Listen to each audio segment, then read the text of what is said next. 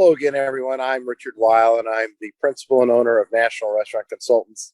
And this is the NRC Helpful Moment, and I'm out here. We're in 3 different time zones today. I'm out here in beautiful Orange County in Laguna Beach, California, welcome everyone into our 112th edition.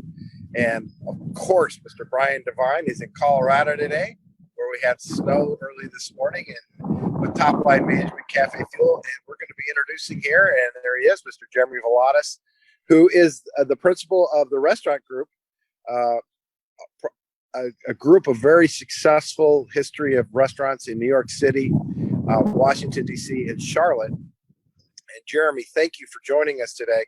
I really appreciate you taking the time to be with all of us here on the NRC Helpful Moment. And I know that, it's been very difficult. I mean, especially in New York City, where you've had your operations so dramatically affected. Recently, in the last couple of weeks, you were actually interviewed and quoted and published as part of an article from the Wall Street Journal. I'd love for you to just kind of elaborate a little bit about that, what you're doing with the restaurant group and moving things forward for your team and your company. So if you don't mind, take it away, Jeremy. Sure. Thank you very much, Dick. Brian, happy to be here and tell you guys, the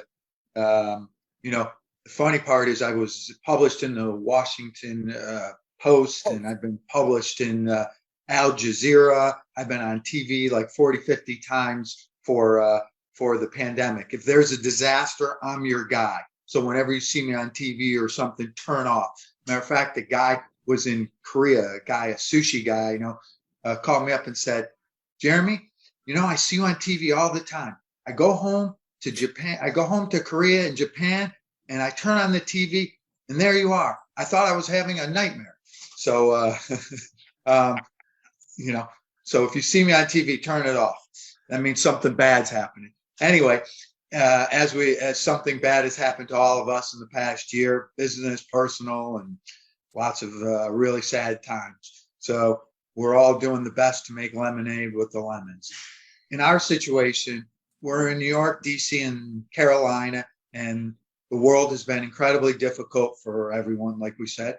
And what we've done is we've added various virtual or ghost kitchens to our restaurants. In New York, we have 3 restaurants on the Upper West Side, Harvest Kitchen and Good Enough to Eat, and a restaurant that was called Brad's Burgers and Barbecue, which is now, we just closed it down for a couple months and redid it, and it's called Hachi Maki, which are like mini hand rolls, open face, kind of like taco sushi style, and tamaki is the actual word for it, and ramen, and it was developed by the same guy that helped David Chang develop his ramen.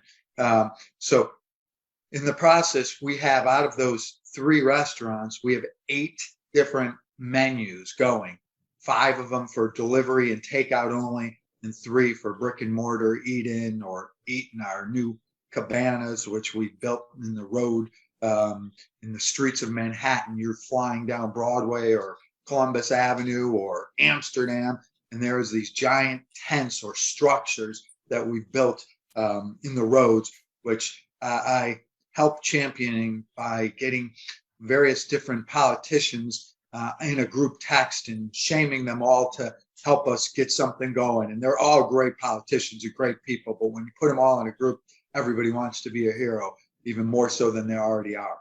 So I guess the word of the moment through the pandemic is pivoting, and we're pivoting by adding restaurants. In DC, we've got 2 restaurants, and of those, we've got 5 concepts going. In Charlotte, we've got 5 restaurants, although we've tried everything in our power to keep all our restaurants open. One of them did close because it's in a giant building walkway between Bank of America and Wells Fargo, and the building's closed and there's just nobody there. So we tried to open for a week in the middle of COVID and did about 16 meals in that week. And I said, we're probably better off closing it down and figuring a way to get those people that need jobs working somewhere. And that's what we did.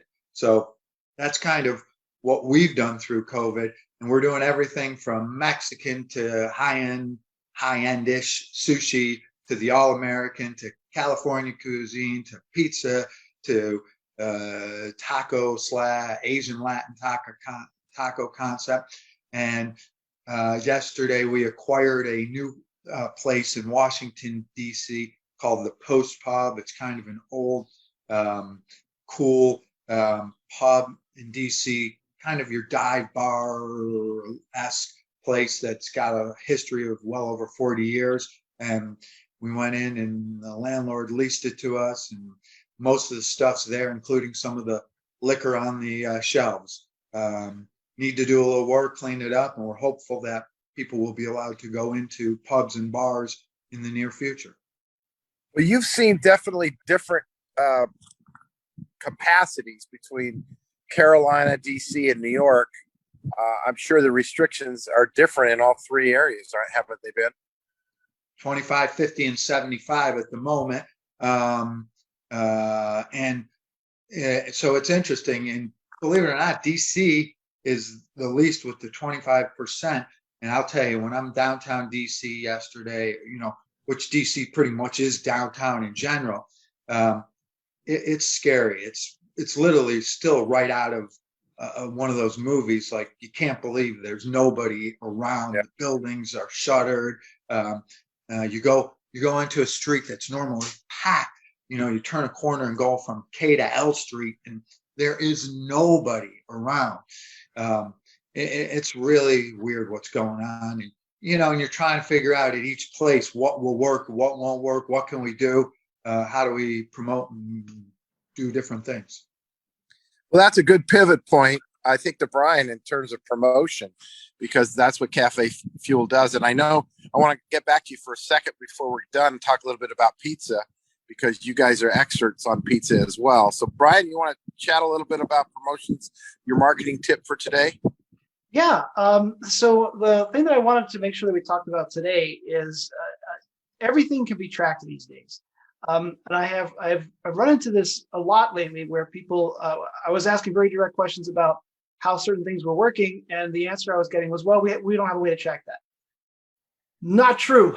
You can track everything. And we've actually gotten to the point now where even if you are still sending out a coupon in a mailer, that you can still track that, because all you have to do is put a phone number on there and a code that says, send this code to this number to get your virtual coupon. Because today people don't want coupons, right? They don't want to handle a coupon and then hand it to somebody, because we're reaching this point where people are just uncomfortable with it. So let's get it on their phones, and then everything can be tracked. So I really want you thinking about how you're marketing, what you're doing, and then how you can start pulling that into a system that can be tracked, that can be turned on and off at will.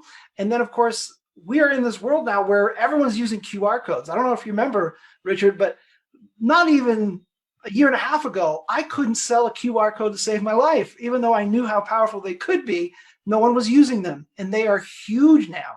So you get to do the same thing. So just a QR code anywhere. People are now just, well, they're curious. You can give somebody a coupon through a QR code, and all that can be tracked, so that you can really see what's working, what's happening, turn up the volume on things that are working, and then turn down the volume or stop the things that aren't. So I just want to kind of get that out there, that if anyone says that they can't track something, stop doing that. There are other things that you can do so that you can track everything and you know what's working. There's no longer the, I know 50% of my marketing is working, I just don't know which 50%. We don't live there anymore. You can tell exactly which 50% and then cut off the other 50. So that's what I wanted to cover today. Well, thank you, Brian. And Jeremy, flipping back to pizza for a second, because you all have done a lot of promotions and outreach in some of your restaurants, and perhaps just a quick couple minutes about what are some of the things that you find that have been successful for you all. We're a hybrid pizza concept. Right. We're kind of more fast casual, kind of the Chipotles or the chopped or the sweet greens of pizza.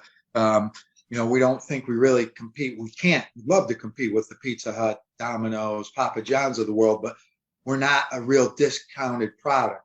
So what we really find more than anything is trying to get the word of mouth out there and trying to grow more organically. We've tried certain promotions, and some have worked and some haven't, but none have really proven to be great. My thoughts are, after thinking about talking with you and Brian, then maybe I should talk to you guys, and you guys might be able to help me put me in the right direction. We're obviously doing some things. We've tried everything from seated, which is a thing in New York City with our full service restaurants, and I've used this guy Rev to help us do certain things with social media, things of that nature. But I'd like to have a conversation with you guys about different ways, different things that you think might work in our hybrid model. Right. The most important thing about really the NRC Helpful Moment is networking, and I think also listening to things that do work for some and they don't work for others. But what you all have done with the restaurant group is amazing, to even be able to be here a year later after the closures, after the heartache and the personal heartache of everything going on around us with loved ones that we've known that have had COVID, et cetera, to be able to even look at this at the end of March 2021 and say, hey, we think there's a light at the end of the tunnel. We're going to figure it out. We're going to take care of our people and take care of our guests. And I think that's really been the crux of what I think you've done with your company, Jeremy. I really do. That's it. Those were my only two goals I had through COVID, were to keep the restaurants open for my team and for the community. And luckily, a combination of our hard work and luck and my team's willingness to do it through each and everything. And I have to say, the government assistance and things to that nature, the programs they've put together, without them, I think there'd be probably 5, maybe 10% of the restaurants left in the country. Yep. So no doubt. PPP1, PPP2, and now the restaurant revitalization piece that's coming down here in April and May. Those are going to be very helpful things. So anything else for us today, Jeremy or Brian? I'm all good. Yep. Okay. Well, listen, I'm going to say one more thing, and that is Jeremy has conflictions going on this Saturday with the University of Syracuse and the University of Houston. And Jeremy and I go back to the University of Houston, the Hilton College, and he's going to have orange on this weekend. That's okay. And I'm going to have my red on. But I wanted to make sure that I had my red mask to show Jeremy today. I have to close with my Cougar red. So anyway, that's it for the NRC Helpful Moment number 112. Thanks to Jeremy Veladas for joining us from the restaurant group in New York City. Brian Devine, as always, from Broomfield, Colorado. That's it. So long for now, everybody. Bye. Everybody. Thank you.